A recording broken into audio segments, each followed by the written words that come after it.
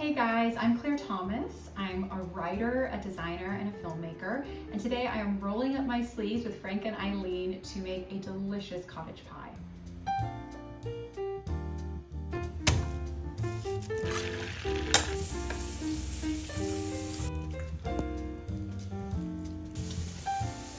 I love cottage pie. Cottage pie is essentially shepherd's pie, but lamb is not for everybody, so cottage pie is with beef. And so it's a very crowd-pleasing dish.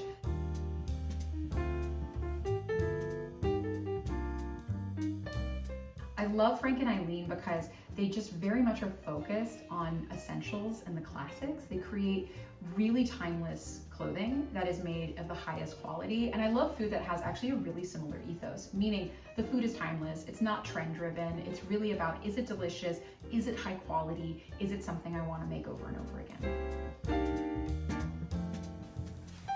All right, ooh, filling is done. So now I'm just going to load up my little minis and then into the oven.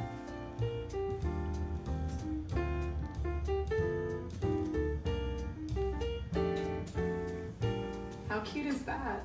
All right, so they're gonna bake just until they're toasty on top.